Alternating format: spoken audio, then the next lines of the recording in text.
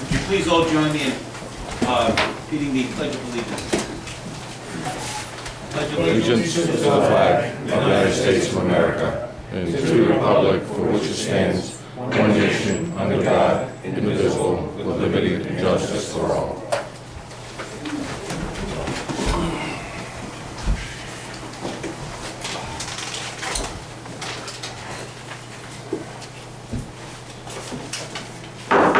Call this regular meeting of the Exeter Town Council to order. Ask Madam Clerk to call the roll. Cal Ellis. Here. Frank Di Gregorio. Here. Mike Pond. Here. Manny Andrews. Here. Dan Patterson. Thank you.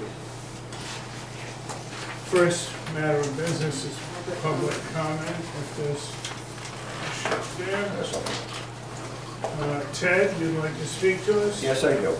At the last town council meeting, I found it very, very strange that two of the town council people requested to speak under public comment. As we all know, that once you're under public comment section, you are not allowed to ask questions of the town council, nor are you able to have interaction between yourself and anyone else. Well, we started out the night with one of the town council people attacking one of the other town council people. And one of the statements that he made, and I've watched this on YouTube 3 or 4 times already, paper ballots are a waste of time. Excuse me? He just got here and he's bringing his liberal points of view that if you do not share his view, you're wrong. What's he trying to tell us? Is he trying to tell us that to tell us this must mean our rights are taken away from us? And to tell another council member to resign because he cares for the rights of the people he represents, and he represents me, by the way. No paper ballot. Why? So we're at a fact in time where, why do we not want a paper ballot? We want to have it so everybody gets up, so that whoever it is that says something against the council members, they can turn around and they can persecute them. It also leaves town employees in a very bad situation, where they're afraid to vote. What do we know what you're going to do to them? The fact to take our rights away from us and say that a sitting councilman cannot make his points of view, and if he can't make his points of view and he doesn't agree with the rest of you, he should resign. That's one of them. The second one comes in a request to speak to public comment. The process to speak not as a private citizen, but as a council president, and violated everything that there is. The first thing he did was, he talked for 4 minutes and 15 seconds. If I did that, I'd be cut off and you would want Mr. Donovan to pull me out.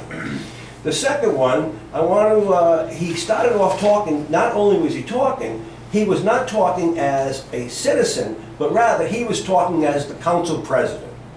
He engaged another person here and said to him, I know what you want to do, continue to talk.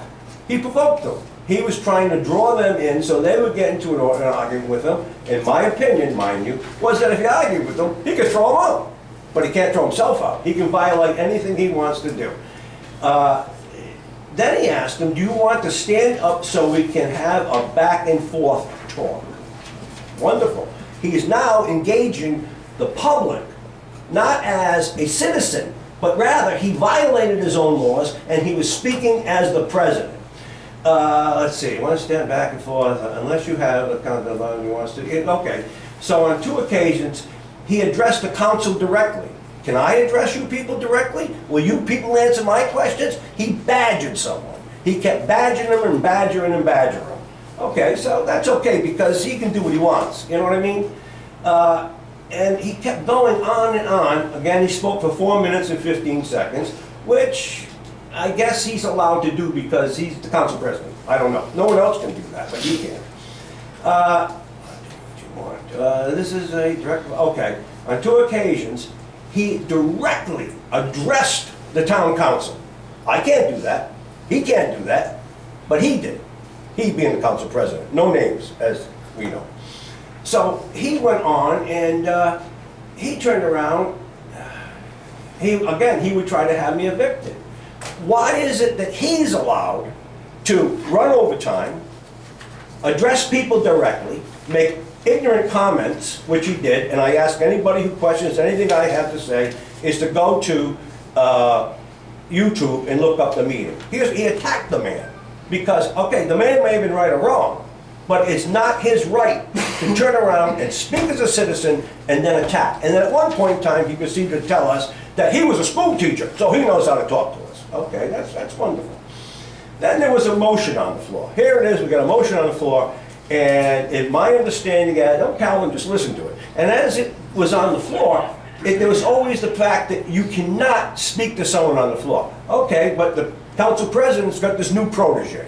So the protege is allowed to speak to the council. Would I be allowed to do that? Absolutely not. So what we're doing, we're back to this whole thing that the council president does what he always wants to do.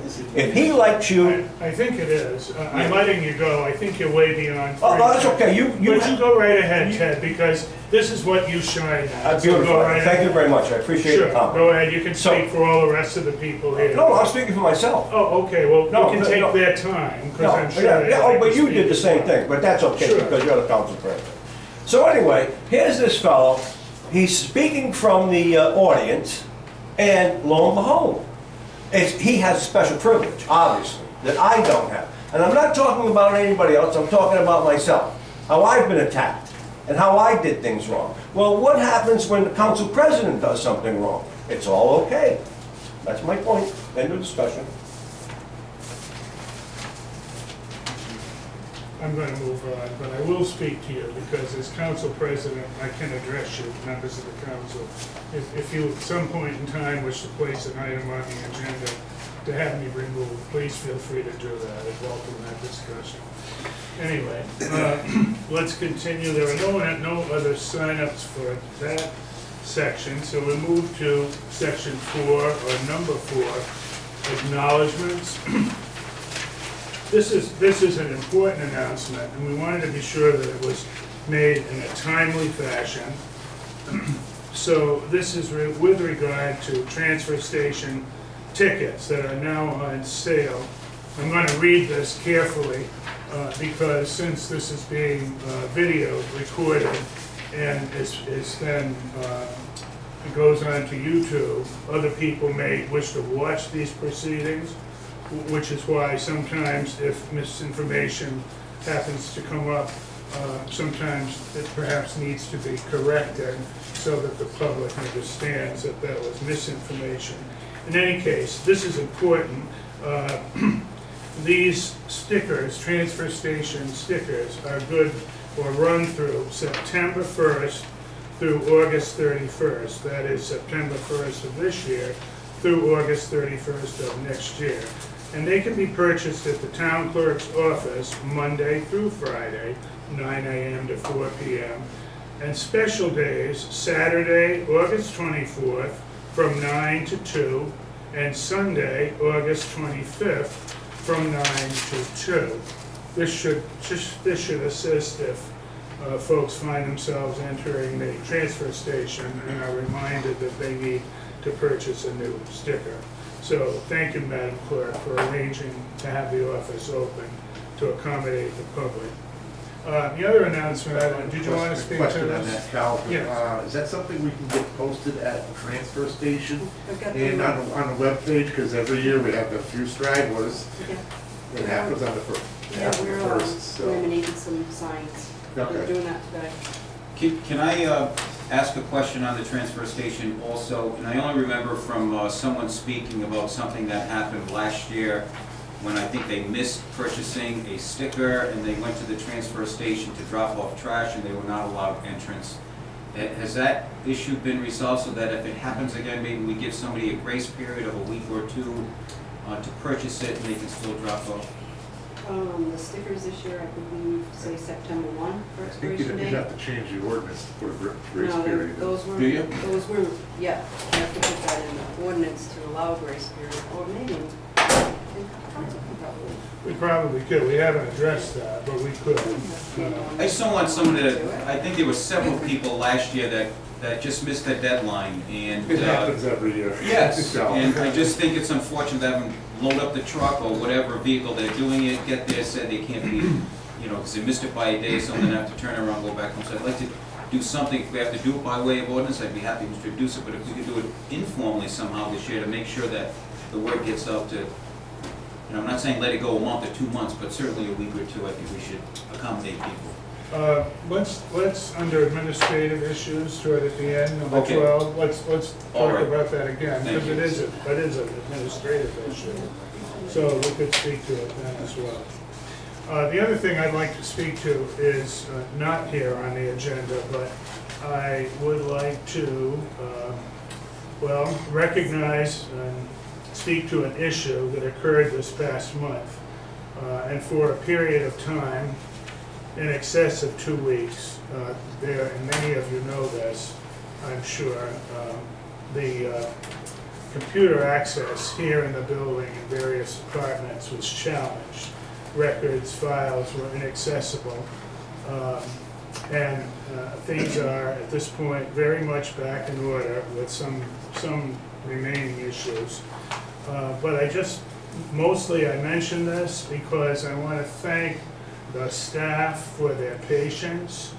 I want to especially thank Madam Clerk, who was the first, I happened to be here when the first call came to her that there was an issue, and I could tell it was serious. And from that point on, she, working in concert with the staff, with Ken Finley, with our EMA director, orchestrated the appropriate response. And this is an issue that it was significant, but it was not serious to the extent that no data, no personal data of any kind was breached, and that has been confirmed. So I just want you to know that the thanks need to be expressed to the staff for continuing to persevere. And as our treasurer said, but I must write checks by hand. She has many, many checks. If you ever look at the bill sheet, it's pages long.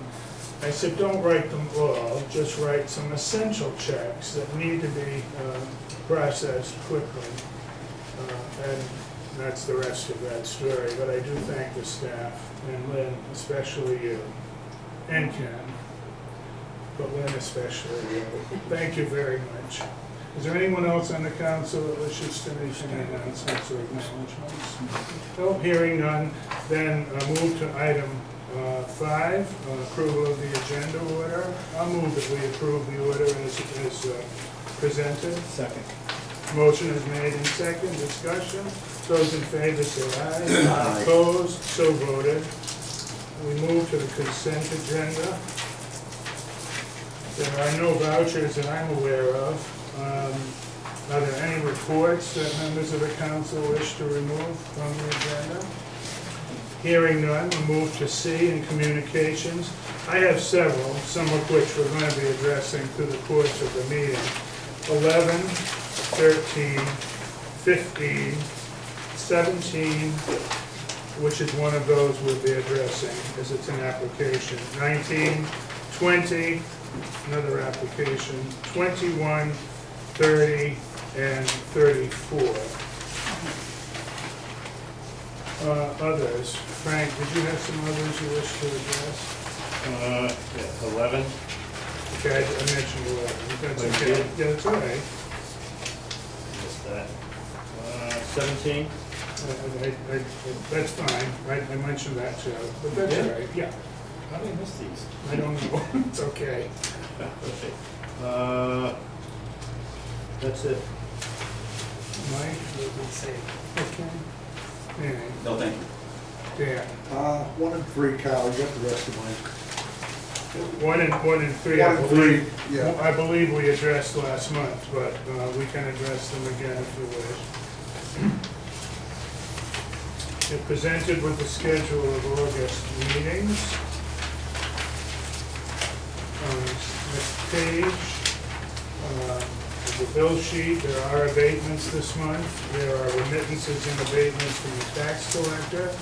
We have minutes in front of us from the regular council meeting of July 1st and the accompanying executive session.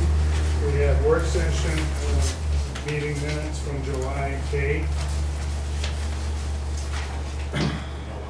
If there's no question, I'll ask for a motion to approve the consent agenda with those communications noted.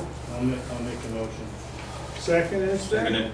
Motion is made and seconded. Discussion. Those in favor say aye. Aye. Opposed? So voted. Regarding number 7, we continue to post vacancies in items A1 and 2. Regarding the planning board member, Robert Vieira, Madam Clerk noted for me that we actually did not vote to accept his resignation. We addressed it, we actually did not vote. So, does anyone wish to make that motion? I'll make a motion that we accept Robert Vieira's resignation from the planning board. Is that with regret? I'll second. Is that with regret, Frank? With regret, yes.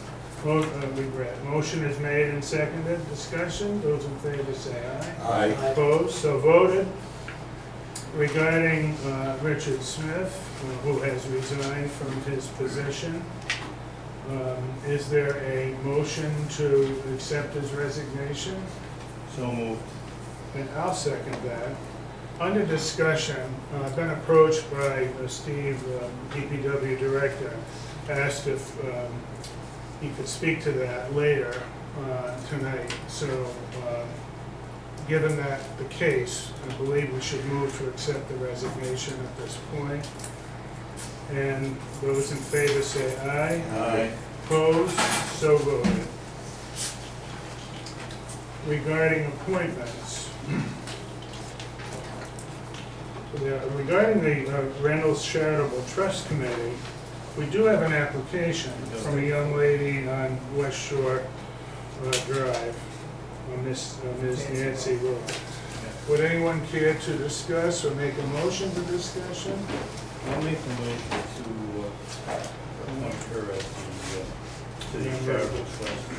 For a second? I'll second. Is there any discussion?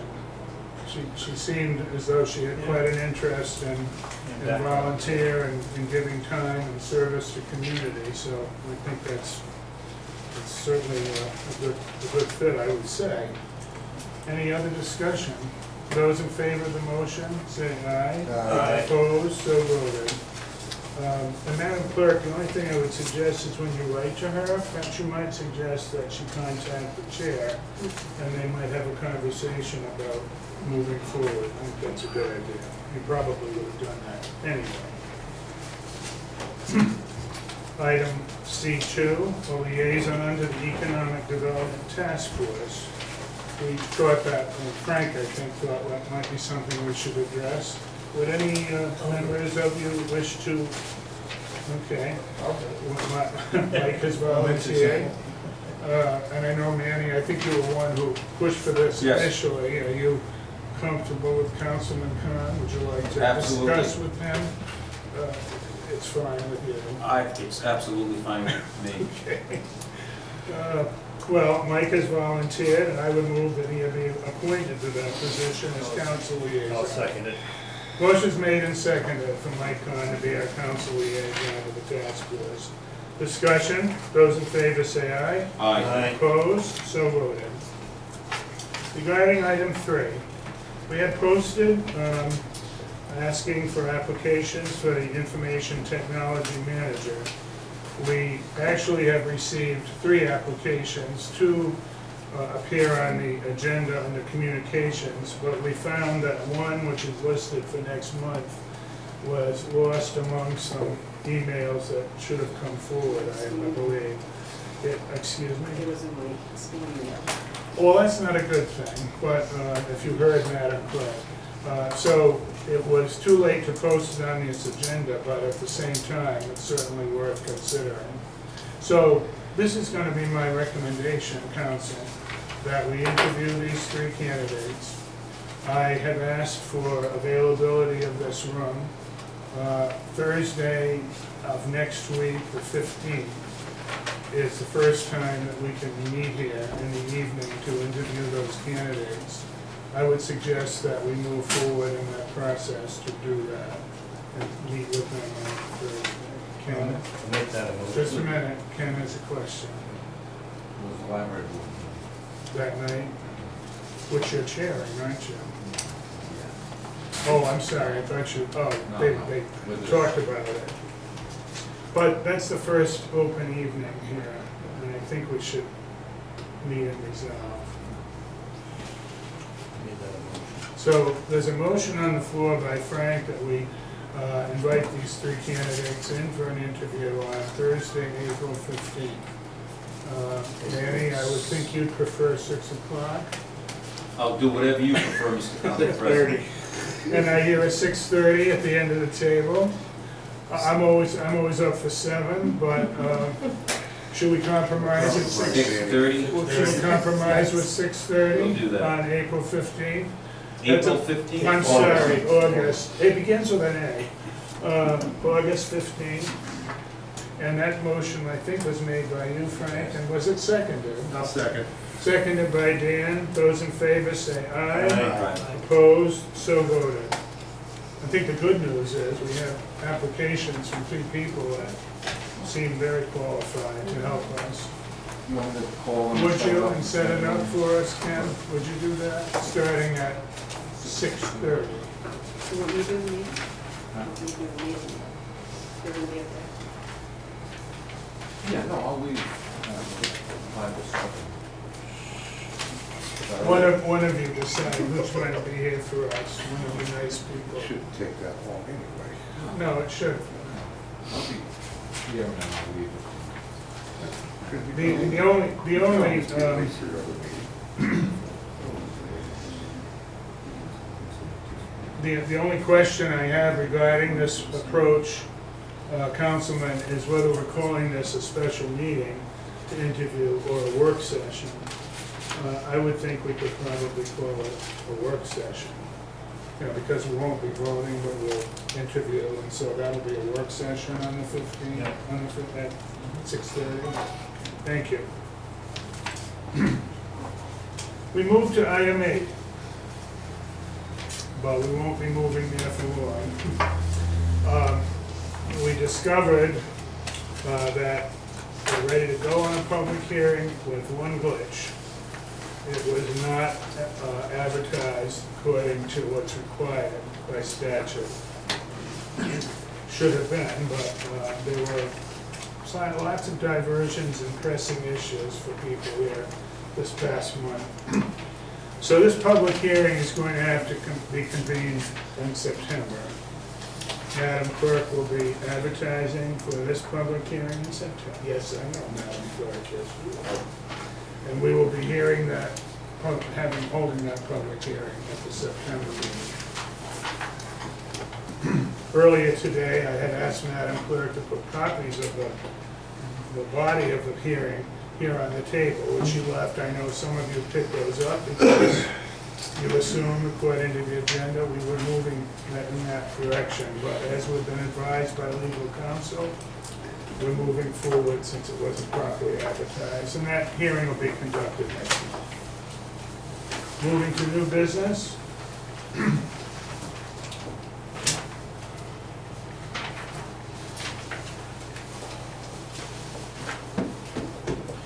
First item, I hope you follow along with these agendas that are left for you because,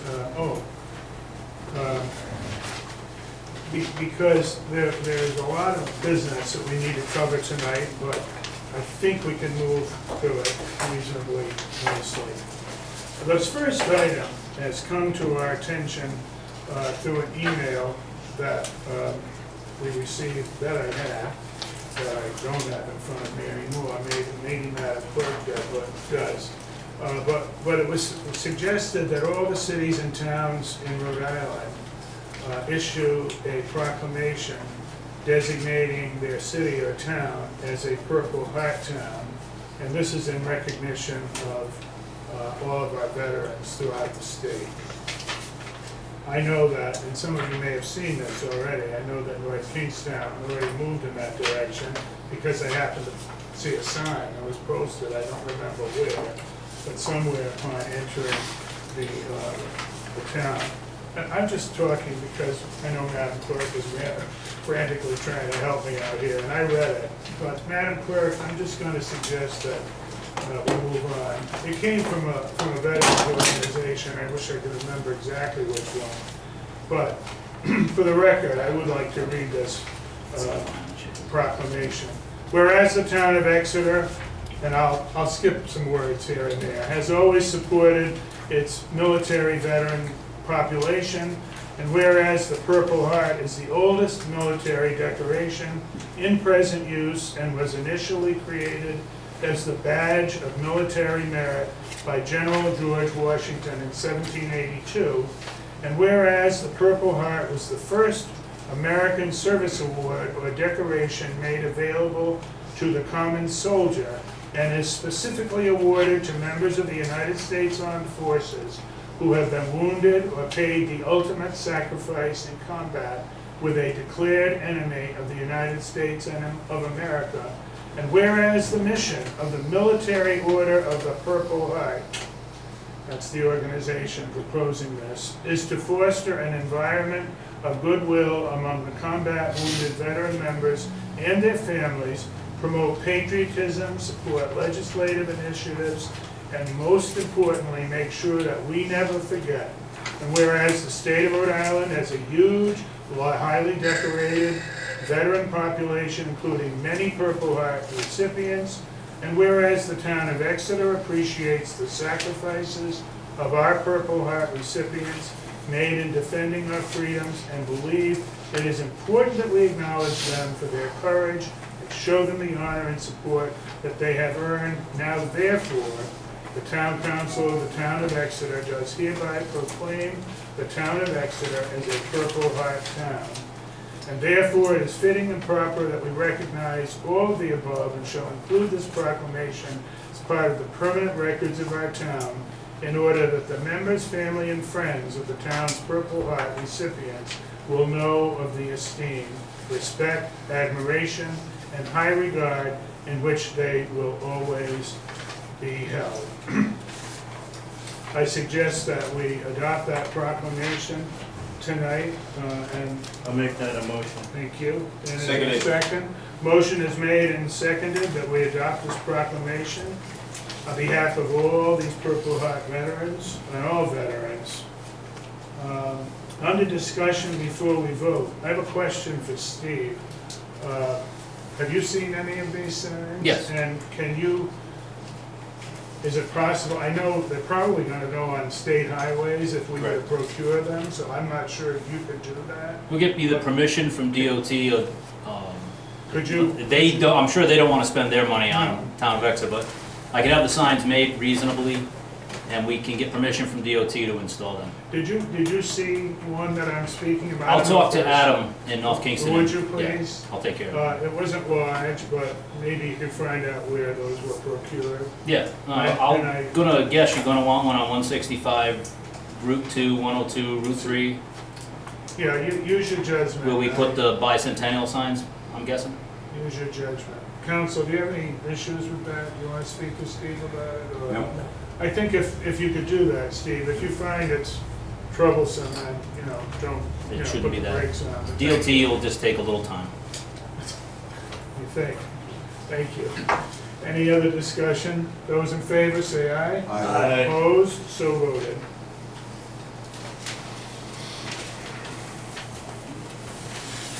Item 2, Frank, I think if I remember correctly that you had placed this item on the agenda. Yes, I had attended the Economic Development Task Force. Their first meeting was basically an orientation, and I think they got a good group. I think there's 10 altogether, so it's a large, diverse group. And we have one member there from the zoning board who had all volunteered. And I think we should have a member of the planning board as well on that task force. So I'm asking that we send a letter to the planning board to have them designate a representative from the planning board to be a member of that task force. You making that a motion? That's a motion.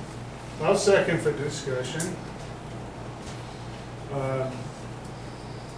I think it's a good idea. I guess my concern, and I'm sure most of you share this with me, is that any suggestion that may come forward through the task force really needs to be moved to the planning board anyway, if it involves anything regarding changes of zones or any regulatory changes. So I don't think it's a bad idea to have somebody there. I think it's probably a good idea. So, Madam Clerk, did you understand the essence of that? To ask the planning board to address that and see if there's someone willing to serve. Discussion, other discussion? Those in favor of the motion say aye. Aye. Opposed? So voted. And Steve. And Madam Clerk has handed something to me. Item C, the RFP was put out for purchase of a 40,000 GVW truck. We had 5 responses. Yes. Bids were opened on Friday. Council, I think you received a copy of Yeah.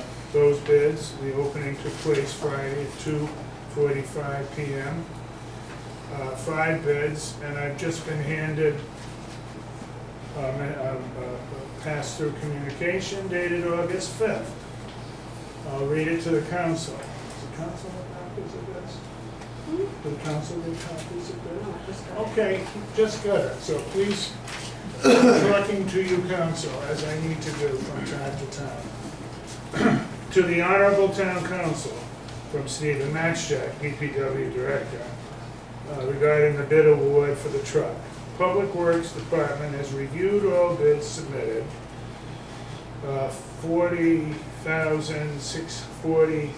40,600 pound GVW truck. I should have Dan read this because it's his language. Western Star from Tri-State Truck Center LLC at a bid for $160,769. All the aforementioned companies selected, of all, I think, the truck, all of them meet specifications. Your recommendation, Steve, is the $160,000 plus bid. Right, we have the funds to purchase the truck. It would be the wisest choice. It would have the best longevity. It's a quality-made truck versus, say, the Freightliner or the International, which you could buy at a more reasonable cost, but you won't get the longevity out of it. I would go for the Mack, but Steve, that's my question. I know it's, Mainly because of service and location. well, Tri-State comes right to us. They have a fleet on the street. I just had an episode with one of our Macs, Yeah. and they turned around a transmission in 48 hours. Yeah, I was leaning, believe me, the Western Star or Mack, because we haven't been able to afford a good truck in ever. This is realistically would be the first time that we could buy a quality truck that would last the taxpayers longer with less maintenance and overhead costs. Now, Dan can speak to that because he has a Mack, and I know that. So that was my question is the Mack with the 6-wheeler versus the Western Star. I've talked to a lot of other departments, and they're all purchasing the Western Star over. The Western Star is a 6-wheeler? Yes. Yeah, Well, they're all 6-wheel trucks, yeah. yeah. The Mack is a great truck. Again, that was kicking, because all the rest of the stuff's the same, Yeah. okay? Realistically, all you're paying for is that hood, and then, because all the rest of the stuff's the same. That, it's, All of them are Allison automatics, correct? yes, sir, yeah, Yeah. every one of them. But like I said, just in my experience, because downtime is what kills you. Yeah. Right, well, we've had great service from Tri-State with our Freightliners, but the Western Star is just a better quality Is product. the Freightliner dealer in East Providence shut down, or are they still open? I'll say they're open, the last I I know knew. they're not good, you don't have to They tell me. do not provide us any service any longer. Okay. They don't have a salesman on staff for us, they do not have pots on the shelf. We have to go to Tri-State every time. And like I said, Tri-State's had great service the last couple of years with the Freightliners that we currently have, due to Rhode Island Truck Center being defunct. Steve, just a question regarding longevity. You've told us even at budget time about trucks you've had on the road for, The truck we're replacing is 20 years old. 20 years. Right, and that's an International, and we've really strung that one out. So I'd like to buy the better quality truck. We have the funding available. You want it to be a long, Well, you're getting what you pay for. You buy the cheaper trucks, they're just not lasting. At year 12, we're spending money that you don't even want to know to keep them on the road. That's And like I said, Dan can speak to the Mac, and the West Star's right in the I'm same speaking class. for the most expensive one, Calvin. We're the second Well, most Oh, I- second to I most. hear you, Dan. Actually, that other Freightliner is 169, I hear you, Dan. and that's only because of the body they put on. Well, I like the longevity. You know, it's- I'm glad. There's to a lot see of that. other communities that went to these trucks, and they're having great success with them. So, and they've been a great name for a long time. Just like they said, just like Mac, and I've been kicking that around since Friday. Which one? And of the two, both of them I would recommend, but the Western Star first. Well, the last question, if it has longevity, I expect you'll be staying with it as long as the truck lasts. Right there. If I live so. Okay? Okay? Any other discussion? Dan, you wanna move to approve? I'll move to make a motion to approve purchasing the 2020 Western Star Model 4700 SB from Tri-State Truck Center in Shrewsbury, Mass. for $160,769. Motion is made and seconded. Further discussion? Those in favor, say aye. Aye. Opposed? So voted. One question, Steve. When you need parts from these guys, they bring them down to you? Most of the time. Almost. Yeah, so you They don't have have a to truck pay that a goes guy. by You don't have to pay someone to clear Shrewsbury. daily. No, a truck goes by daily. Okay.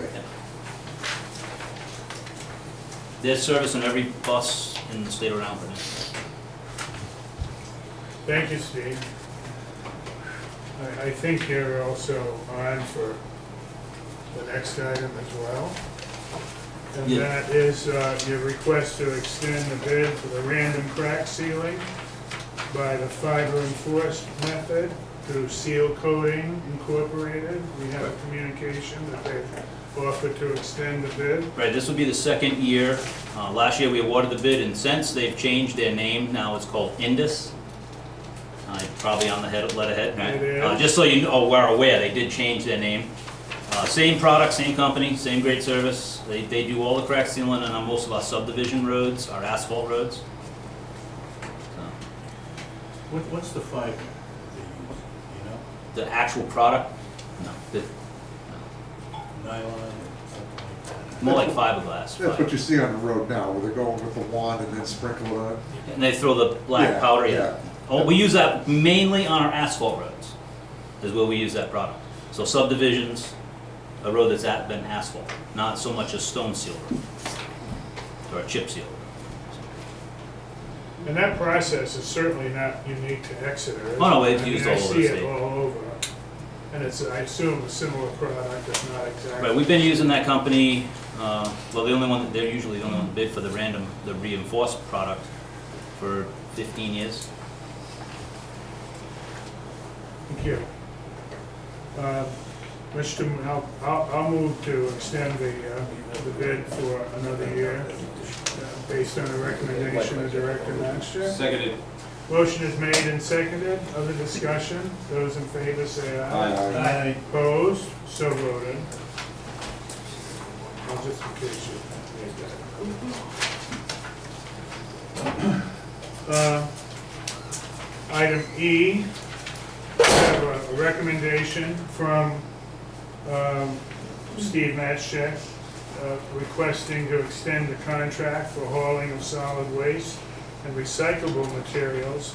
That contract is between the town of Exeter and Edward F. Briggs Disposal Incorporated. You've been provided with a copy of that contract, as we think some of you probably have not seen it, or all of you except possibly Dan have not seen it. And Steve, your recommendation is that that you extend that. Right, this will be the fifth and final year of that bid. The price remains the same from last year to this current fiscal year. Next year, we will have to go back out to bid. That'll be the end of the contract. Mr. President, I move that we extend that contract per the recommendation of DPW Director Matchett. Second? Understand? I'll second. Motion is made and seconded, the contract with Briggs be extended. Other discussion? Any discussion? Those in favor say aye. Aye. Opposed? So voted. Tell us about F, Steve. This is a request to proceed to bid for liquid salt storage tanks. Right, this is the items that we'll be purchasing with the impact fee money. Once that's, I'm just trying to get a jump on it, so that we could apply it this season. Where I believe we're at the point, Colin and Rhea, where we can move forward. It's up to the council realistically, but this is one of the biggest thing we don't have that would have to be a bid item. Everything else that we would purchase would be small items to modify current products that we have, which would be one of our hook trucks. With So pumps and hoses and such. this requires creating an RFP and There would have to be a specification, it's basically a poly storage tank. It's not a big spec to write, but So you'd like us to authorize you to work with Lynn to put that out for bids, correct? right, it's just a poly storage tank, about 1,500 gallons. I make that standard motion, tank Mr. President. Thank you. for the next- And I'll second it. a motion is made and seconded. Discussion. Those in favor say aye. Aye. Opposed? So voted. It was 5, yeah. Dan, you voted yes? Yeah. Yeah. Who seconded? Mike, Okay. Thank you. Steve, you have a respite here. I think the next item is quite fascinating. I hope you've had a chance to read Mary B. Hall's handwritten message of the council. Gotta love somebody that writes us a handwritten communication. Have you read this? This is, I'm just gonna speak to it, I think it's quite fascinating. The Board of Canvassers met with Peg Conaroli, forgotten, I should have checked that more carefully, and we are interested in trying out her program at the Phoenix House next November, just not coming, but 2020, at the presidential election.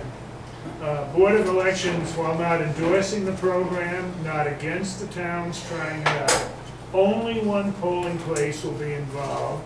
Children are always in sight of the parents, no cost to the town, background checks done on workers, and Meg is emailing a copy of their insurance policy. And they would just like us to authorize them to move ahead with this program, which sounds like a pretty neat idea. And you've seen The goal is to get more people to come out and to vote, let that people have come children. and so that children can be engaged and entertained while a parent is standing in line and Right.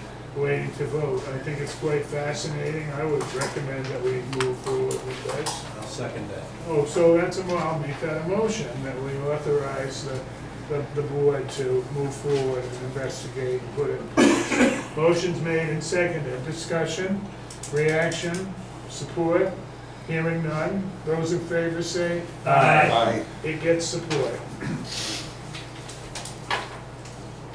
Next from Mary B. Hall are concerns that she has regarding security and security cameras. And because this is an issue that we are going to address later under new business, we can hold this, but at the same time, it's here. I think it ought to be addressed now. It's special because I think we're all concerned about security of elections and the process and the voting process. So she writes that she, Mary B., who's the clerk of the board, and another board member, Trudy Charbonneau, attended a nationwide webinar at the Board of Elections regarding, cyber security of our national elections and all stored information regarding voters. In addition to changing passwords often, the following recommendations were made for Exeter: to punch in a lock or have a punch-in lock on the Board of Elections, I believe she means Board of Canvassers door there. Security cameras, one at the door, corner of the council room where voting equipment is stored when delivered, which is usually that back corner. A closet where ballots or the ballot printer is stored.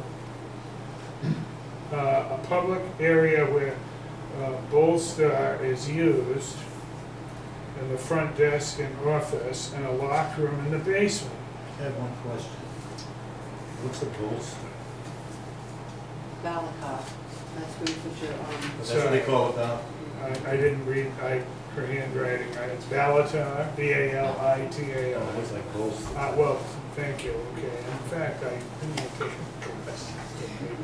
it. So this is interesting, but I think given what happened this month here, and given what's happening, or we hear maybe happening here and there across the country, I think if this is a recommendation from our Board of Canvassers, we gotta take it seriously. Yeah, and then we take this, give this information to Bill Moving Donovan, forward. who's gonna set up the camera security Move system. forward. So, I would suggest at this point that we consider this when we're considering the security camera situation, okay? Moving forward, Ken, can you speak to us about the Genesis contract? Well, we received the general draft contract from Brenda, we all saw that. And on 9/30, I sent the town's version, the revised version to the vendor. And then on 8. You said 9:30, you mean 8:30? 7:30. July 30th. No, that's Oh, the yeah, 7th, sorry. oh, 7. Yes, because we're not even, 7:30. So then on 8/2, we received a response from Mr. Gariani. And Or he your said, own. he said that they would respond with their comments by August 9th to the council. so,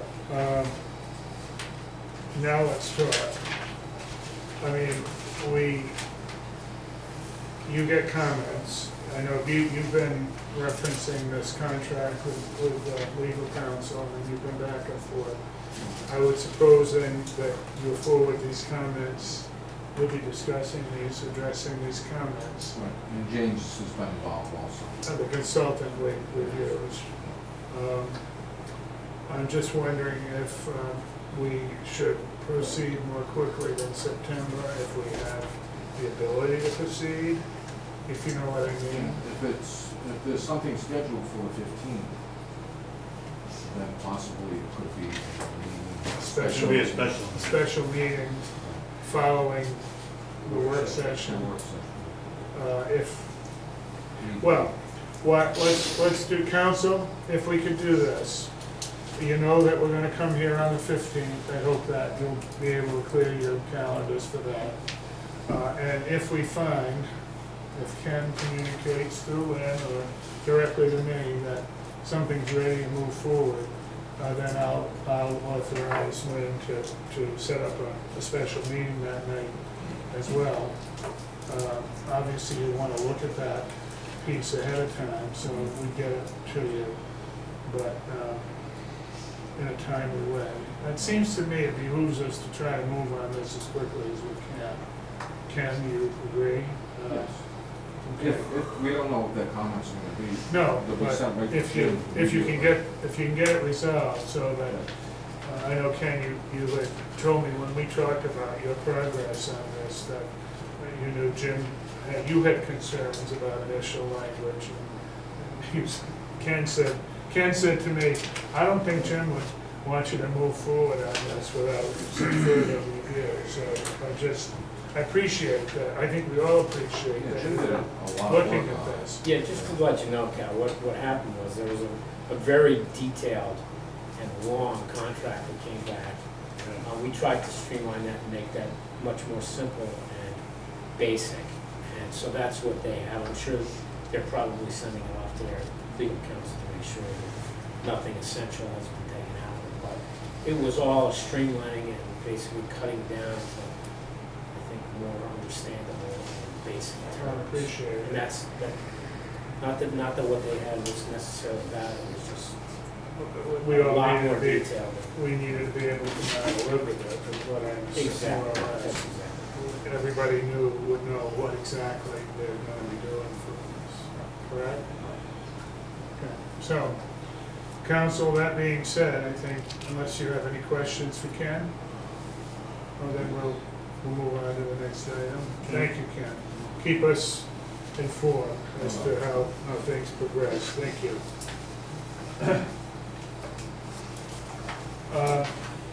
Regarding these ordinances that Jim had provided to us for our review, that's items J and K.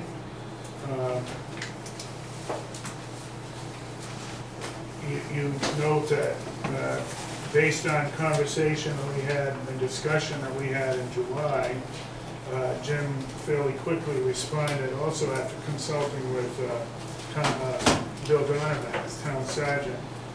He provided us with second copies with some additions, and I think it's something we should move on, and I think it's something we ought to consider. And I would suggest that we put these out for public hearing in September. Ordinances need to be addressed in that manner.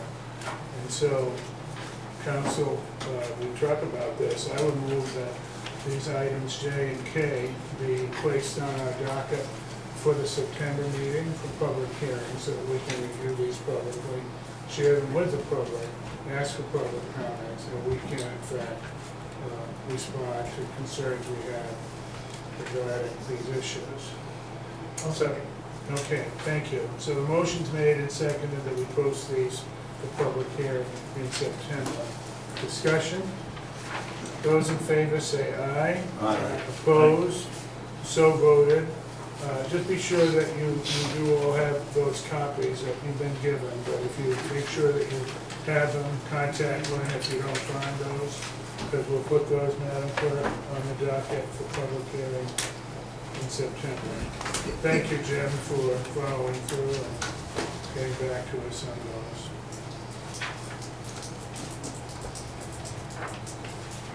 Ken, can you talk to us about the status of the impact fee? The initial, well, I have draft number one already started, but the initial ordinance that we had was 100% based on the school funding. So now we have different budgets that we have to do, and plus we have an amendment in between that. So the three different documents have to be combined for all consistent. So the draft's in place, I'll send it to Jim as soon as, if they have some questions, I'll send it to Jim as soon as it's ready. So we probably could expect to see something that we can review and act on in September. Hopefully. And you two are connecting on these issues, aren't you? I Oh, know. you I do it as mean- soon as it comes to me. No, I know. I mean, I know Ken has told me that. We always work, we always work. I know you do. And Ken, we appreciate that you're moving forward on this. Thank you. Regarding item 10, any questions of Ken regarding the impact fees? Then we'll move on to number 10 on the agenda.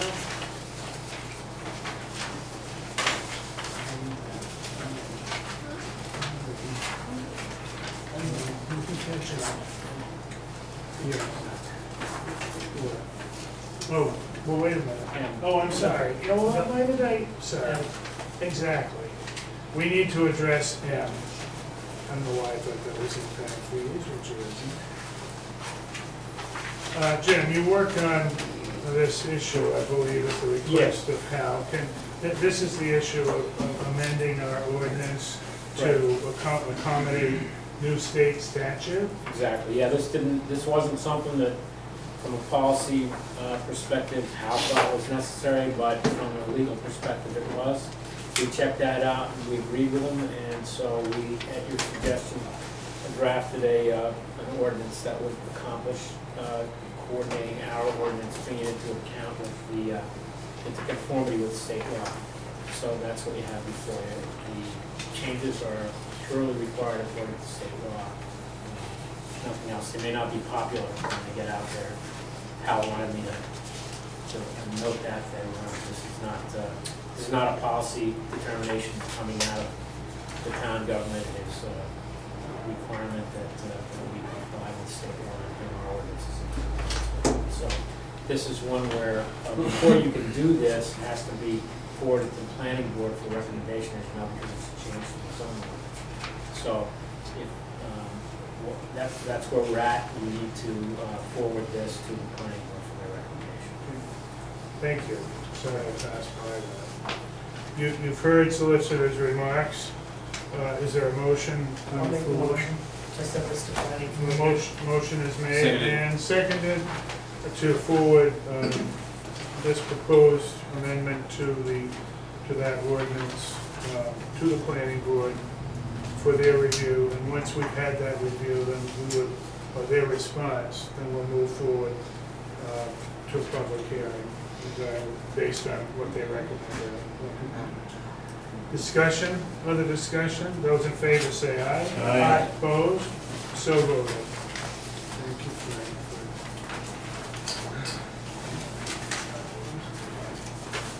Regarding item 10, Ken, I think we're okay there. We've got enough irons in the fire for the moment. And once the dust settles on other issues, unless you have something that you wanted to report to us. Lynn Powell, from when our work session, she contacted the trust, so we have a correspondence with the trust. Oh, I'm talking about A. I'm sorry, historic preservation. Oh, No, no, work session. that's okay. I went to. That's fine. Regarding item B, you've seen, I hope, Lynn's message to us that she received from the trust, because if you recall, we asked her to check with the trust, and the trust says that they do provide some training. So, I don't know if you have thoughts. I have thoughts I'd like to share with you. My thoughts are that we engage the trust for a preliminary session, which they say they would do. I would say that we invite Mr. Coe, if you remember, with whom we met, to come to that presentation, and then he might be able to dovetail, follow up with ancillary groups, because we talked about trying to get everybody together at once, which is really virtually impossible. So my thought was, see if we can engage the trust in a session for us and anyone else that might come. It says it's about an hour presentation, and anyone else can be invited, you know, all the groups can be. But ask Mr. Pope if he'd come and see, you know, then follow up with us, because they provide one, he could perhaps provide follow-ups. What does anybody think about that? I think that's a great idea, Mr. President. Well done. No, I do. I mean, Well, I was you the know- one that suggested we reach out to the Yeah. trust in any Did- event to did- see if did they you? provide Was it you? something. Yes. And it seems like they said they would. Yes. So let's listen. Take They advantage. are, after all, our insurance provider. And Lynn and I chatted about this too.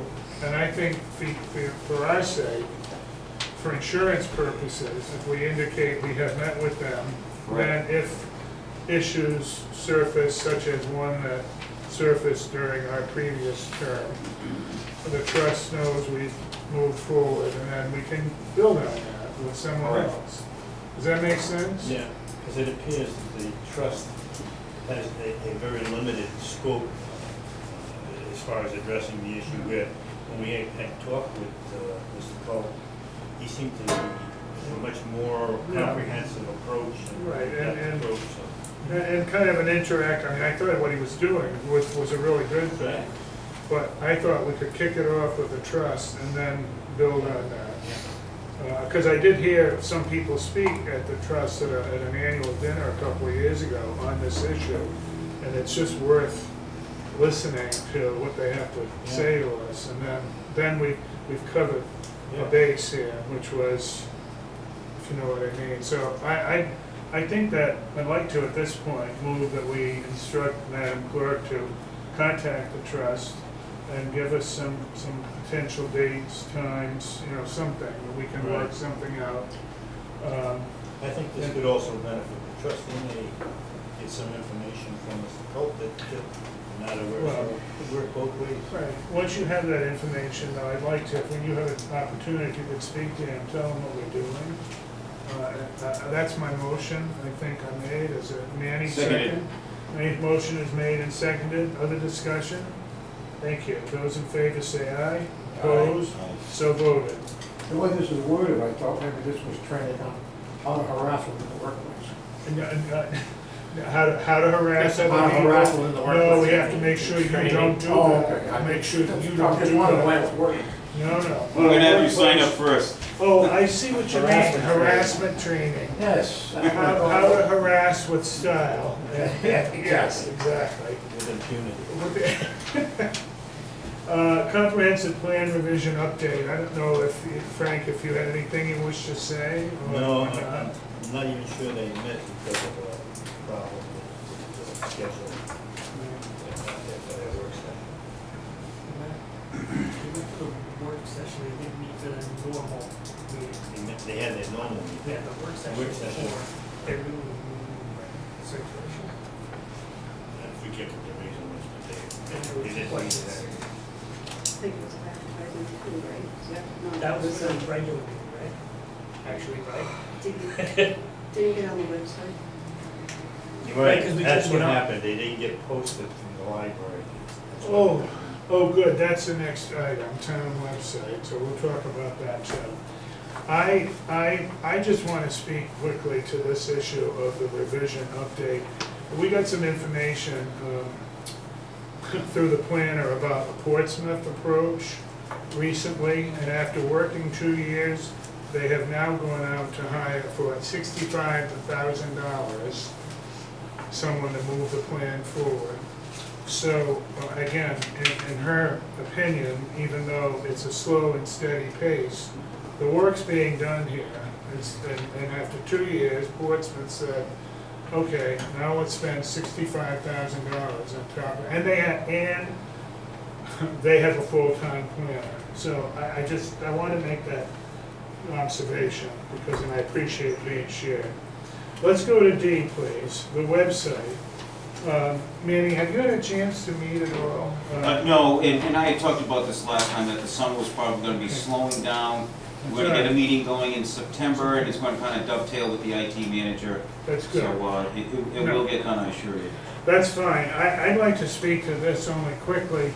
The issue seems to be, remains a concern for the zoning and planning clerk, Lori, for Madam Clerk here. There are postings that have to be done in a timely fashion, and I think we should request of the librarian that, and I've talked with Lynn, that she might meet here with those two ladies in charge of posting, because they need to by statute. And it is, these postings are done at the Secretary of State's level.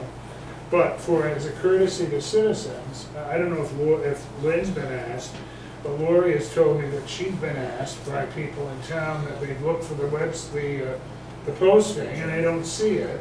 And she's more than willing to post so that she knows it's done, and I believe Lynn will do the same thing. And so Lynn, if we could ask if you would meet with Amy, the librarian, here, and ask if she could show you and Lori how to post, would you do that? And I'm gonna make that a motion, that we ask Lynn to pursue that. Motion is made and seconded that we pursue. And that doesn't take away, Manny, from all the work that, Yep. lies ahead, but for the moment, get that stuff out Sure. if we can. Motion is made and seconded. Discussion? Other discussion. Those in favor say aye. Aye. Opposed? So voted. Next item regards the non-union employee benefits policy. We have addressed this several occasions, you remember, finally at a work session. And Ken has provided us with an update of what we had addressed and what we had decided to address here at a council meeting. And I hope that you had an opportunity to review that. Ken, can you speak to it, please? Yes, for the benefit of Dan, you weren't here for that work session. That page 5, the very first one, A10, the full time. Yep. That was,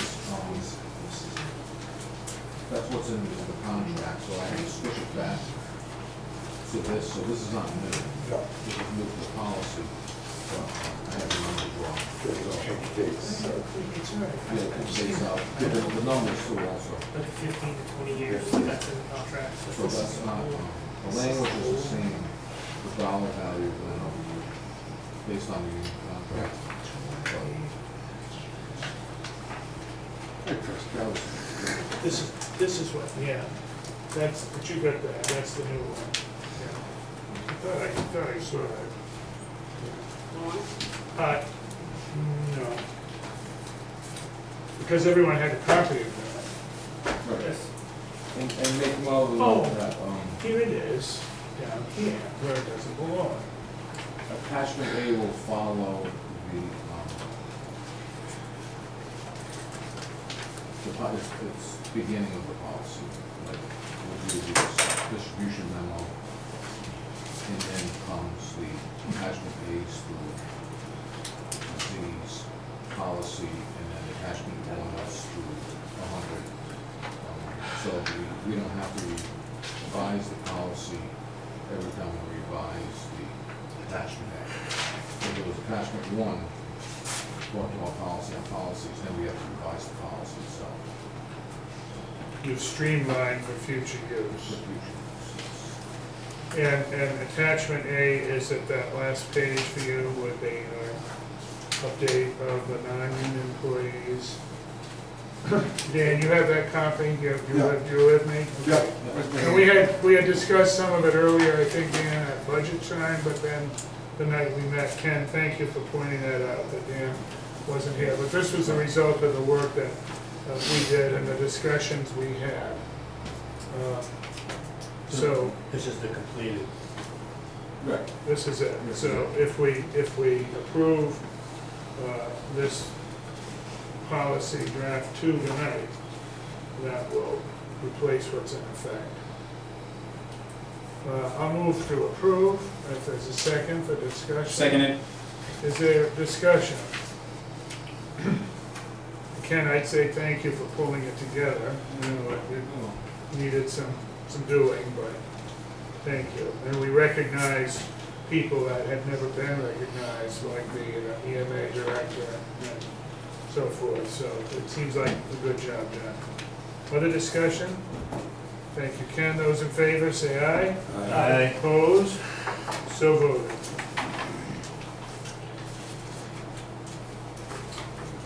Regarding security cameras, You forgot F. I forgot F, thank you. I have that G in front of me, that's because F, I want it placed here until we know that any blocks or any hindrances or any contingencies might eventually be removed. So I'm gonna turn to solicitor and say, has there been any news on that front? Not much other than the fact that when I last spoke with Paul Solito, who was the attorney engaged to go through the administrative requirements for the purchase and sale of the planning board, et cetera, he was working with the surveyor.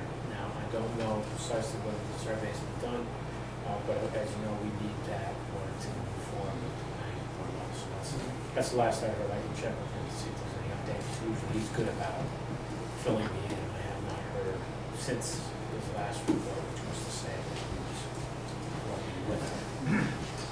Well, the council recalls that we approved this at the financial town meeting, so it's in place and ready to go once the pieces are, the Ts have been crossed, the Is have been dotted. Meanwhile, treasurer continues to make monthly payments, I believe.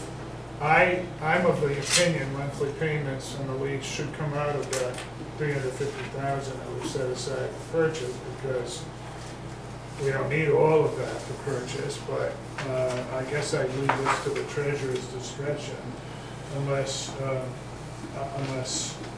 otherwise. She's giving me this, so we'll let her take care of it, and you can tell us what you're doing. President, just to add to that, I would say, as you know, there were some snags that could prolong the actual sale. However, there were contingencies that were built into the purchase and sale itself, including the additional payment of monthly checks until everything was done. So I see absolutely no legal problem with what you're suggesting, because it is in fact a cost of the purchase and sale itself, right, due to the unforeseen contingencies that have occurred since then. But you obviously can't have, kind of not have a relationship with regard to the use, so it's necessary. And that was an understanding that we would continue to pay until such time as we could take ownership of the property. It was part of the So, negotiations. part of the negotiation, so that would seem to me to be appropriate, but I get this from the treasurer, which means maybe. He calls the shots, so. Well, I know Well, that. I'll talk with the auditor to see if a rental Well- payment can come out of a capital Sure. set aside for a purchase. Yeah, and make sure that they know it's pending it's the okay, closing, it's a- and that was one of the contingencies, the closing, the cost of the purchase itself, but Frank was worked into it, so. Very good. Well, we could simply, for the record here, make sure that we direct I you to will. inquire.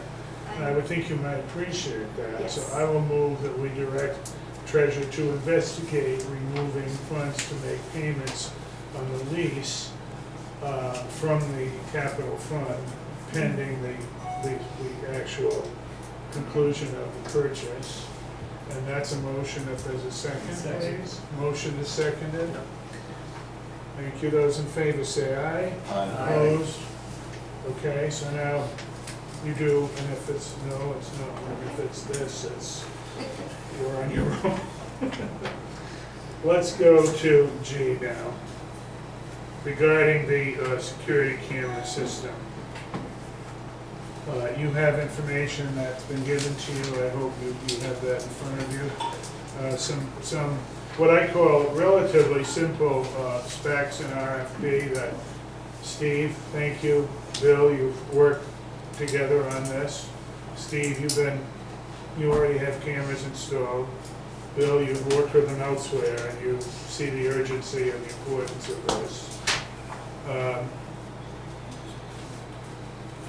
Questions from the council, we put this out now for people to come through a walkthrough, because it's a walkthrough required to look and see what's necessary here. We have the request from the Board of Canvassers folks, and I think that needs to be considered, what they're asking, don't you?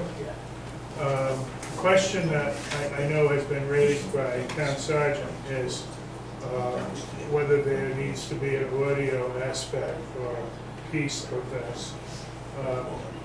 And I think you go either way. Jim, you and I chatted about this briefly. Could you speak to this briefly about an audio portion? Bill, we're discussing the audio versus no audio, just for a minute. Sure. Again, this is a policy issue, so, but I did weigh in with Cal on this. There are important, obviously, Bill, you've got, from a security and from a police enforcement point of view, a very valid concern. However, the town council and all other bodies within this building have other concerns. They're not only are they worried about security, but also about the confidential information that might go between members of the public who may not wish to have their, let's say, privacy invaded by discussions taking place. So it's kind of a. Are you speaking about an executive session, or are you speaking about? Well, actually, if you want, I'll get to executive session next, but on just audio, on having audio that would capture potentially conversations of people within the building, it may be a little bit heavy-handed for a public body to endorse that. Not that I'm saying you don't have valid concerns, but the council does have other concerns that sometimes you have to counterbalance the value of the security with the intrusion that might occur to to the typical citizen. I'm not looking to say one trumps the other. Right. As long as whatever the council works out in the end, that we're not in violation of any Open Meetings Act, and we don't, No. my concern otherwise generally was that, you know, you don't pick and choose. No, but it might without some might kind capture of things that valid could get you reason. in trouble with Right. open records and confidentiality and all that kind of stuff. Somebody might come in and speak to someone about their health care, not knowing that what they're talking about is being captured, you know, by a security device. And so, things like that, you know, Right, and. have to be weighed by the council. My other concern is that when it is addressed, it's just relayed back to me, Right. you know, what comes down, because when the vendors come through, then I'll need to know. And I think we can probably address, I'd like to address this now so that it's not a shaded, cloudy area. I'm listening to Jim, and I'm thinking, for example, that someone's gonna speak to a collector at the hall, for example, about a personal issue that explains why they're in a predicament. I mean, and those, I think, I mean, I understand what Jim is Right. saying. I think my opinion would be, the only thing that you may consider, if you're considering audio and video, would be the open meeting portion. I wouldn't be, you know, looking for an audio, or think that you would want an Right, audio on only- when somebody's discussing private information, like you said, if somebody was discussing healthcare, I don't know what they'd be doing out there. But, you know, maybe birth and death records or something like that, you wouldn't want audio on that. But there might be some place where you want it, I just need to. Well, and maybe there, well, and here's a thought, I mean, there might be a system where, in this room, for example, and it could be activated by someone during a meeting, possibly. I mean, I don't know whether that is even a possibility, but I think that's what you're talking about, Bill, is that Right, right? I mean, you can certainly be selective in what you want to record and how you want to record it. It's just, again, if you put it in here for, we'll say, a security reason or a redundancy to minutes or anything like that, you get an accurate record of what's kept. But it doesn't have to be that, like in the other office there, when somebody's exchanging money, that you need to have audio, you can just have the video in there. Or maybe the same thing out in the front counter, where maybe they're discussing birth and death records or something. May I address this issue, Mr. Please, President? would you? And so, you know, we're talking about security here, and, you know, security is about deterrence. You know, when you're talking about recording somebody, audio recording, I have a fundamental problem with that for the reasons that the solicitor talked about, for privacy reasons. And the question I would ask is recording a conversation in a room, is that providing security? And I don't think it's providing security. I think it may provide evidence of something that happened, but I think if you're concerned with security, I think having a security camera taping the premises is about as far as that we should go. Do you record, Steve, at the DPW? No audio. No audio. I can tell you I would not vote for an audio system. I just don't see any benefits for it. I see a lot of bad things coming out of that. For once, Manny, I'm gonna agree with you 100%. This started out as a security issue, doors, transactions with the public and the clerk's office. Now, we're just talking audio. You've crossed the line with that. So, it's morphing into something we don't even want to get involved with, so I can't support it either. Well, I tend to agree, and I don't get the sense that Bill was really pushing it. I think it was just. I'm not pushing, No, I I'm just just- need the direction of I what you want to do understand, before we ask them Right. about this equipment. Right.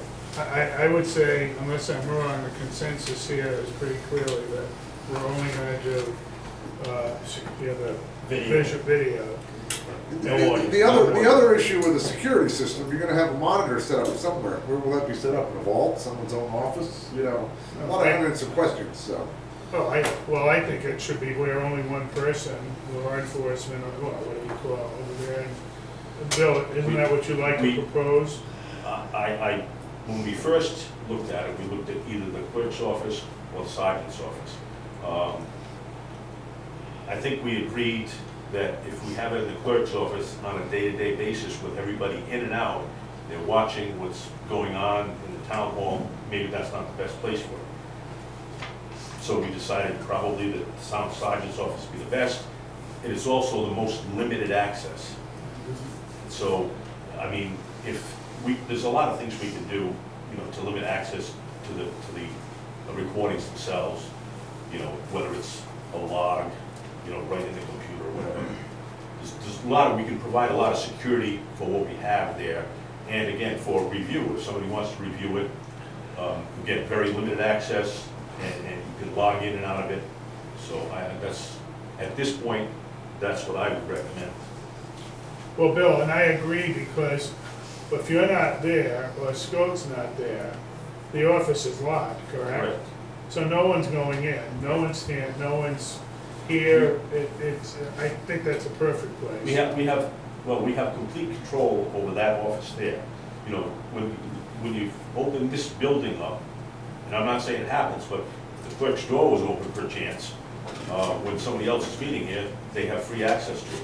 Or they have free access to any other portion of the building where you might have a monitor, especially where they can watch. They don't have to get the recording, but they can watch.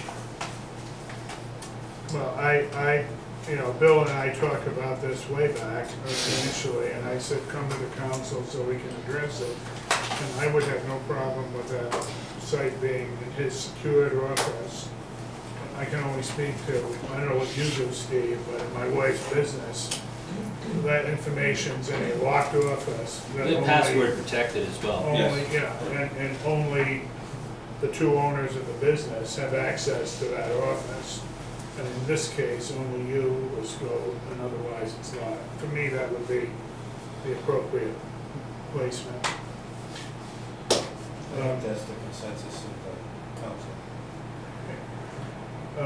So, no audio, otherwise move forward and put this out and see if we can get people to come in.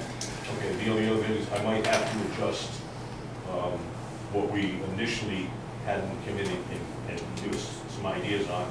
I wasn't aware of the request from the Board of Canvassers.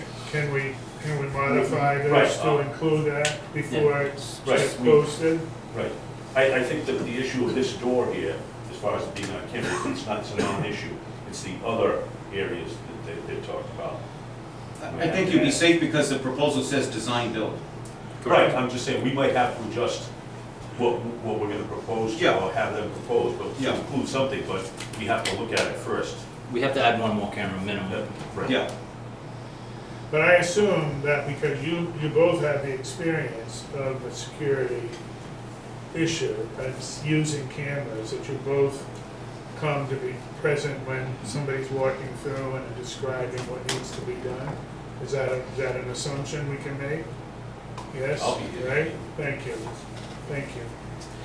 Well, that being said, anyone wish to move to put this out for bid, or put the RFP out and ask for bids? I'll make that motion. Is there a second? Second. Okay, second by Frank, Mike, me, whatever. Those in favor say aye. Aye. Opposed? So voted. Thank you, both of you. Let's move forward. Can I come at each of those items?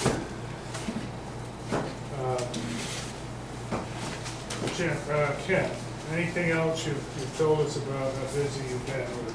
I was gonna talk about just about the EDC task force. Please, would you? When I opened it, and there's just a really good group of individuals. that I think it went very well, and we're all gonna get together. I understand, well, I do know, officers were elected, we should identify that. I believe, Mr. Thurn, you're the chair, Yes. so Thank you. do it, do it, guide them. And we have a vice chair of Mr. Casey Artis, Yes. correct? And a secretary, well, you passed that on. Yeah. Chris is a sewer. Good. Good group. And meeting again soon, August 9th? August 20, 6 o'clock. Yeah, Yes. another reason why we can't always get this room. That's all right, it's important, you need to be here. It's the third Thursday. of the Third month, right? Thursday of August, yes. Every month. That's what we're looking at, third Thursday at this point in time. Timeline? Thank you, Ken. Well, and then the only other thing is that we still have to discuss the ethics training that's been offered to us. And once again, it's just a scheduling thing. Before we move on, thank you, and Lynn, but thank you for setting up the meeting with the task force. Well, you contacted, you got people together, and Lynn, you were here as well, so thank you both. Out of the 10 Sucre, may get one, Warren was out of the country, Oh, well, and okay. then the other one, A couple of people didn't make it, you said. contact. Thank you. So, yes, the ethics thing, I know, she wants to come. How long does she need? I mean, can we, Whenever it's at the convenience of the council, she said. But maybe- I mean, I think we should, I think we, if nobody else, ought to hear it, but Right.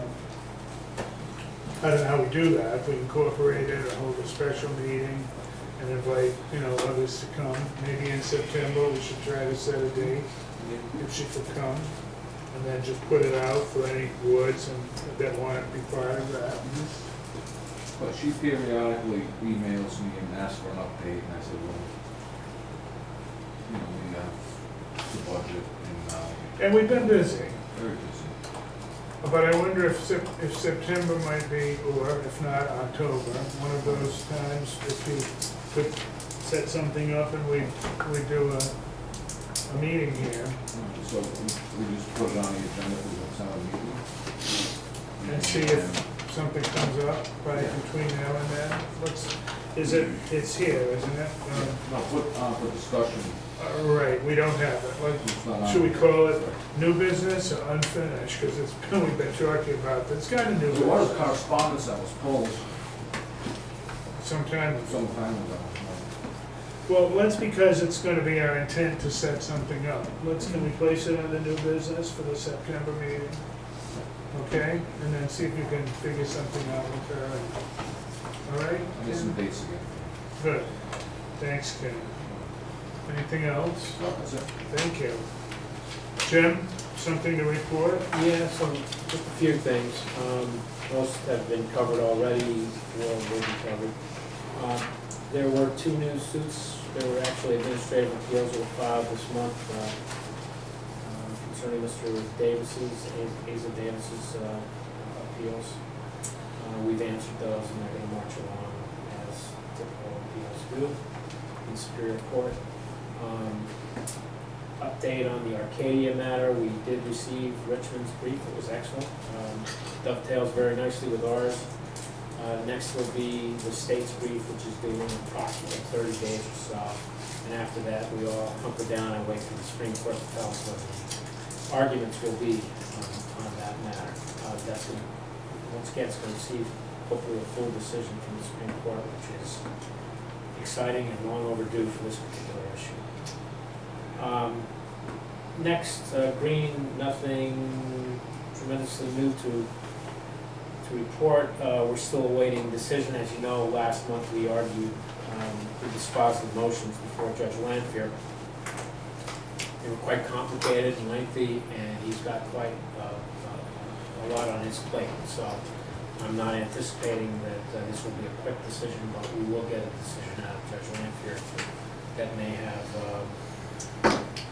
very consequential effects on some, if not all, of the appeals that are now pending. And I'll let you know as soon as I hear something further. And that's basically it. Everything else has been covered or will be covered. I'd like to say that I know you've been busy this month in the communications with Cashier. Not as busy as last month or the month before that, to tell you the truth. So I actually simmered down a little bit, believe it or not. Well, thank you for being there for us. No reports were removed, so it brings us to administrative issues. I have one thing. you know how you scheduled that work session for 8:15? I have a conflict with that. I have a retirement party to go to and birthday party that night. Now, it starts at 6:30. I can come in and start it, and there's only 3 of them, give them What, and you, 10 then you minutes need to each, be up and the then I'll street. just leave, and then you can just finish the meeting up. Is that okay? Yeah, Sorry. no, I forgot. well- I thought of it as we sit here. No, it's But important, 15. it's important to do this, no, it's okay, I think we can manage. At what time do you meet? 7. 7. Probably all the more reason, Dan, I'm not being argumentative, but probably all the more reason to shoot for 6, only because he can't stay. But if you want, I mean, we can try 6:30 and move forward. I'll be honest, you could try for 6, it'll be 6:15, because I will be coming back from out of state that day. No. So, No, I hear you, Dan, well, I mean, I can try and get here. You want to Well- go for 6, I can't promise 6, probably 10 after, quarter after, you know. well, Whatever we do. and on the other hand, we can get it set up, and, I mean, we need to have minutes from these meetings, but, we'll appoint a secretary, or a clerk pro tem, and that will be one of these people. No, by that time, it would just be the, Yeah, I know, it'll just be interviewed, and then we'll make a note of whoever we've interviewed, and that's fine. So we'll stick with 6:30, okay? You can do that, I'll give you There is an issue under administrative issues that has been addressed, so to speak, has been addressed by Madam Clerk and also by Solicitor, and that is with regard to requests for weddings and an entertainment license in connection with an outdoor, with a wedding. And someone here locally, close by, has come in and asked for permission to host a wedding on their property, right down the street. And now the question was raised as to, do we in fact need to approach it this way?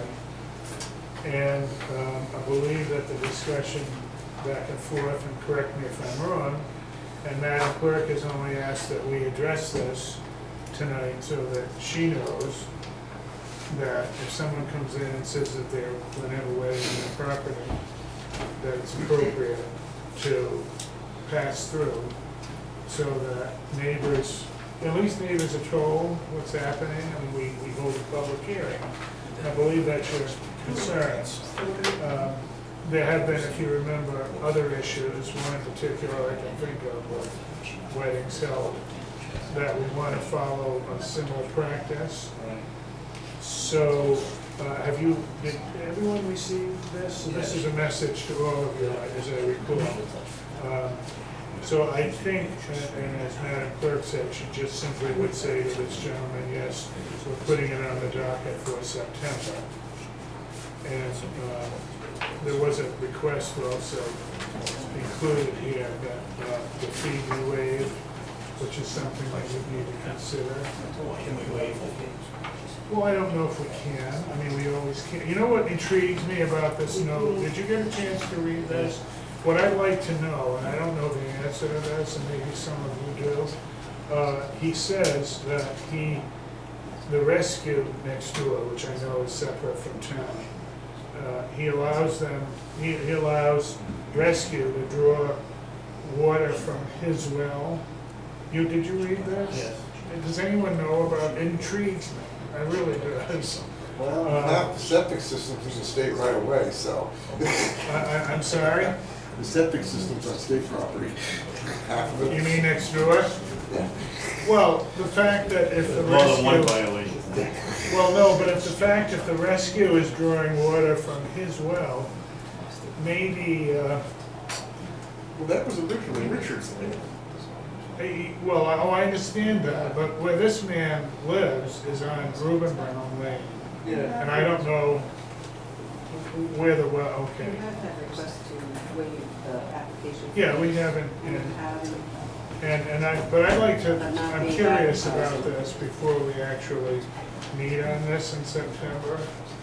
Is any- Yeah, but I wondered if anyone knew, or you all saw this request, so perhaps, here's my point, that when Madam Clerk, when Lynn, sorry, I'm trying to be formal and semi-formal, when Lynn informs him that in fact it is going to public hearing, I think Lynn should also suggest to him that the council does have a question about this arrangement.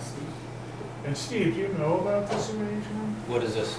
Oh, well, You're talking about a wedding, last I knew. No, I said ask Steve. Well, why don't we address it in September? We can talk to you. Does the fire station? The rescue barn draws water from someone's private well. Okay. Do you know about that? Now I remember, but Oh, now we I hadn't really remember. thought about it in Okay. a long time. I'm only saying that because it might be a reason to say, okay, if you're letting rescue take your water, we'll waive. I don't know, we should complain to two issues. Okay, well, And because things are gonna come down in the future, we might want to waive it. He See, did donate the they don't gazebo grow too well a couple from years there. ago. please, All the please, back Dan. office, Me and kids don't Wait, know. The gazebo, he I donated know it. that, but, yeah, but then, okay. Shall we discuss this when we meet with him and tell him we'll address this at the public hearing? All right, does that make sense to people? Lynn, is that an answer for you? Mr. Ellis, just one thing. So go. Sorry. I just want to make sure that, you know, it's not simply weddings, it's the outdoor entertainment aspect. So a person could get married in their house or in a barn, if there's no outdoor music, no live music, no DJs, no, that's It's the the kind of outdoor stuff. issue. It's the outdoor entertainment aspect of it that requires Because them to it's come. And this gentleman candidly stated that there was gonna be outdoor music and there were gonna be 150 people, which came, whatever, so. That's the kind of stuff we're looking. Yes, we know about that. We do. And that's actually being treated the same way as that gentleman was Exactly. having to come through. He's the one who actually raised the issue. That's been ongoing for Yes, it a long has. time. Yeah, and Lynn's concern is many people drop in and say, gee, I want to, someone's gonna marry at my house, and so she doesn't quite know how. Well, to before answer that last one, I Yeah. was at the table. So it's an Going outdoor, forward, I will tell people. I think it becomes the outdoor issue. The outdoor, If yes. it's outdoor, I was Well, looking one at guy's it. check right, bounce, for farm. sure, sure. No, and a lot of us will look at it that way. Private, Yep, you're right. private party has a DJ, outdoor dancing, outdoor music, Institutional. being projected, Still an then entertainment. it's outdoor entertainment. Whether it's a party or a wedding or whatever you want to call it. Yeah, bank waived all the fees. Thank you. Regarding communications, I would just like to share a letter with the council under communications. It was addressed to me. I read it, I put it aside with papers. I could easily have brought it and had it as part of a communication. I didn't, but at the same time, I want to share it with you tonight. It's not an urgent issue, it's really a thank you issue. So if I could, under communications, read you a letter I received from the president of the Burrowville Town Council. Dear Council President Ellis, on behalf of the Burrowville Town Council and our community, we want to thank you for your support against citing the Invenergy power plant in northern Rhode Island. And it goes on, and I don't mean to bore you, but it's a rather short letter. The state's Energy Facilities Siting Board voted on June 20th to reject Invenergy's permit, which should effectively end this long ordeal. I guess that's still up in the air, but that's another story.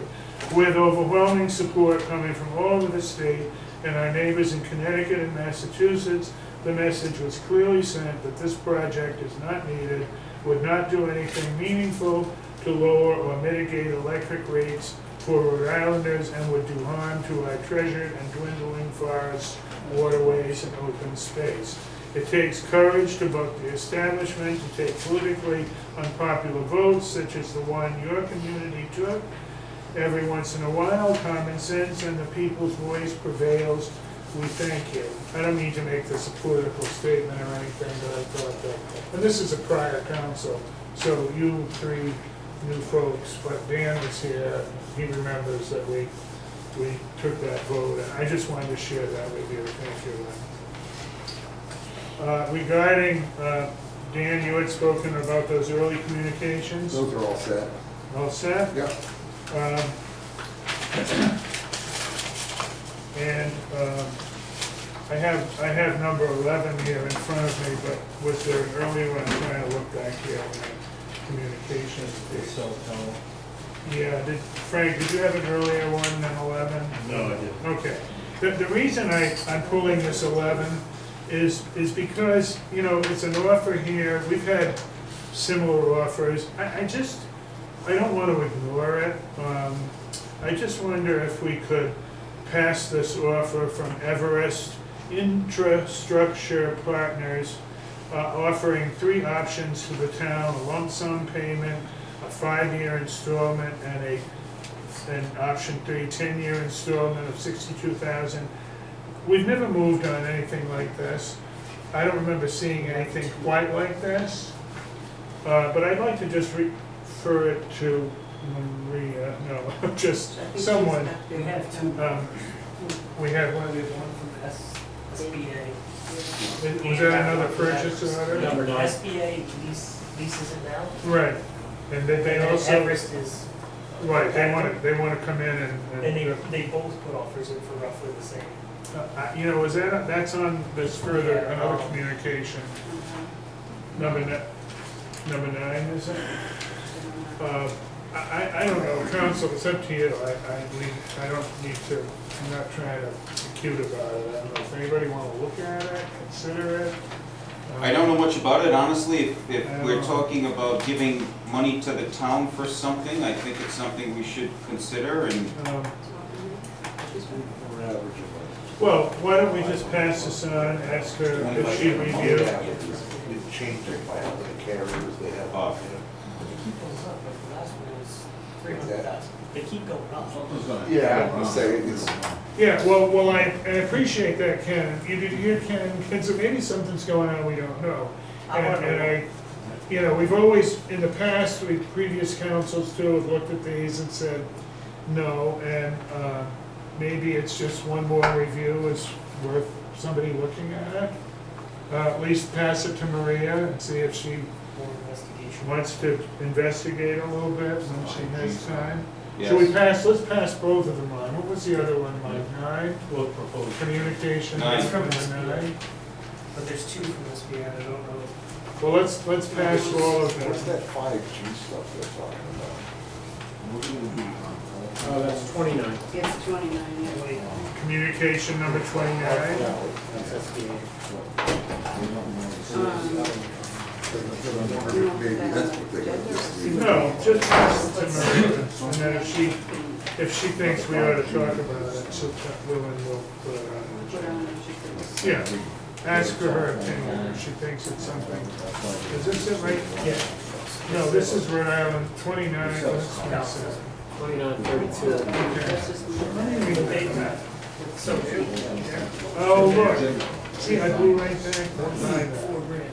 Yeah, SBA, the last one was here, 300,000. the last time they made The it. last time they moved it up. Oh, But they jumped. And Yeah, there was yeah. another person. yeah, but they went from, So strong.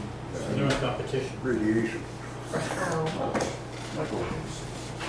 okay, wait, council, we're gonna refer 2 communications to Maria. Let her look, let her, Do the research. yeah, and if she says, let's talk about it,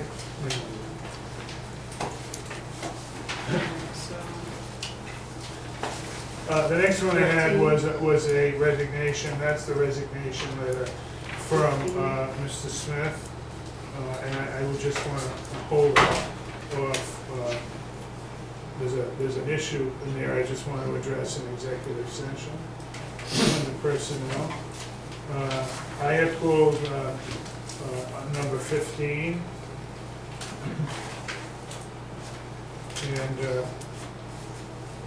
And I did this because, I'm sorry. And it was a Stefan issue, number 2, that I made myself a note here, but I'm sorry. I guess I would only want to pass this on to Stefan. When I first read it, I thought, oh, is this something that, oh, I know. It has to do with some of the league is seeking people to sit on an emergency management response commission. And I just wanted to make sure that Stefan saw this, but I think he's probably got fingers in too many pies. So we just pass that on to Stefan. I'm sure he knows all about it already. This number 17 is an application. It's one of the 3 we received. This is one from James Angian. The others from Richard Quattromani and Richard Booth. I see that number 19, please.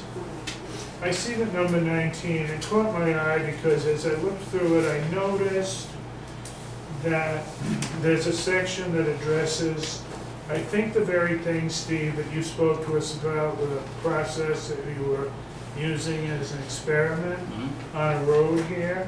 We gathered on a gravel road in Exeter to discuss best practices and new ways to stabilize gravel roads. I bet you were part of that. Yes, I was one of the What presenters. did you see? No, I was one of the presenters on that. And didn't you tell us before that you seemed to think it brought some good results? Oh, excellent results. Excellent. For minimal cost. With minimal cost. And we had a training that other public works departments came and attended for that process that we did on the turnpike. Was this New London Turnpike? By the ball field, yes. By the ball field?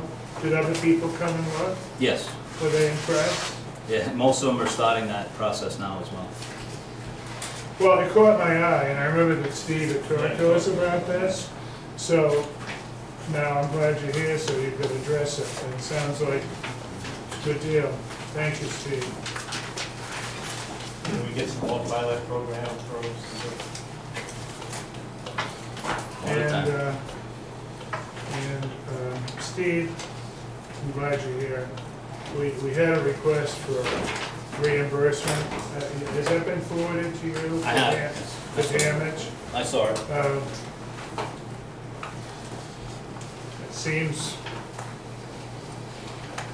It seems rather excessive, but can you speak to it? All right, the road was posted with 15-mile-an-hour speed limits for the construction. All right, we cut 1-inch deep keys with a grinding machine to cut out bad sections of asphalt. Then we put some crack seal work, we put some sand on. Then we cleaned the sand off, we filled in all the keys. But those uneven pavement signs went up. So warned people there was uneven pavement. 15-mile-an-hour signs went up for construction. They're still up for the construction right now. The uneven signs will probably come down in the morning. That process we finished that job last week, and now it is just going to sit for a few weeks, and then we'll rubber chip it before the end of the month. And that road will be completed. But those signs are there. If you're traveling 15 miles an hour, you're not going to do any damage.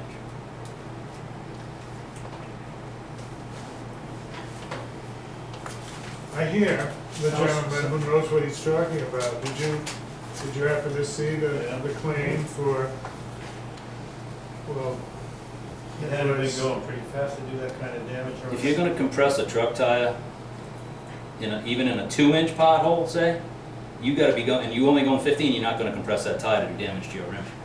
If you're doing the posted speed limit, even 25, you probably would. The posted speed limit on the road. 15 during the construction. So I think the burden of proof is on him to prove how fast he's going. Again, a pickup tire, to compress it that much, to do damage to your rim, you had to be going at excessive speed. I know these are never popular decisions to make, and one of the side questions, Steve, is, and forgive me, where do we stand on the pothole ordinance? You had sent it to me. I sent it to you. Jim, did I send it to you? Don't recall it. All right. That's We're where going it to stands get. We're going to get that. I know you sent it to me, so it's got to be on me. Right. And once that ordinance gets passed, it's going to give the discretion to the DPW director to approve or reject that request.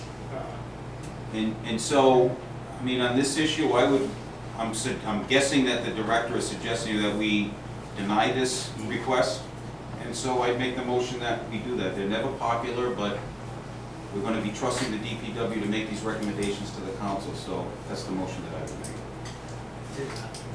make. To deny it. Motion. Second. Motion is made and seconded. And with that motion, would we instruct Madam Clerk to notify this party that the council addressed and voted to Yes. deny? Discussion, other than what I just asked Madam Clerk to do. Dan, all right? Anything to say? Those in favor of the motion say aye. Aye. Opposed? 21. Would you like that right now? You'd have to postpone that. Thank you, Nancy. I mean, that was sort of my gut feeling. Now, item 30. Some of you are aware of this issue. I would like to refer this, if we could, to Jim in executive session, just to see if there's any appropriate response that we make here. You've read this communication. I had a brief conversation with the lady, and I'll share it with you in exec session. That was the extent of mine. Were there others that anyone added? Frank, did you add something? The 34 was addressed. That was for appointments. Right, that was an appointment, that's. Which we've done, okay. You did Jim? 34? Yeah, that was the Nancy Roth. Yeah, waypoint. Was there something, Jim, that you were trying to, just curious? I don't have a couple more. Oh, On the third. Contract agenda On the third. 26.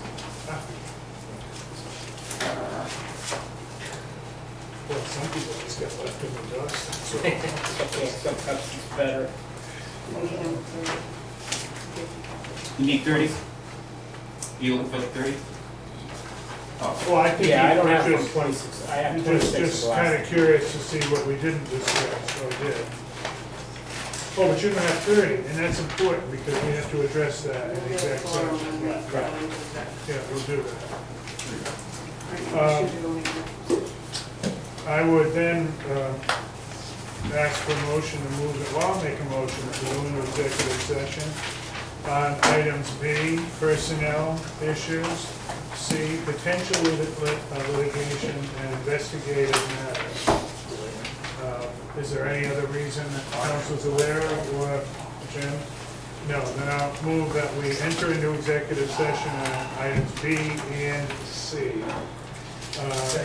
Second, motion made and seconded. Those in favor say aye. Aye. Opposed? So voted. If we can take just a minute to collect. I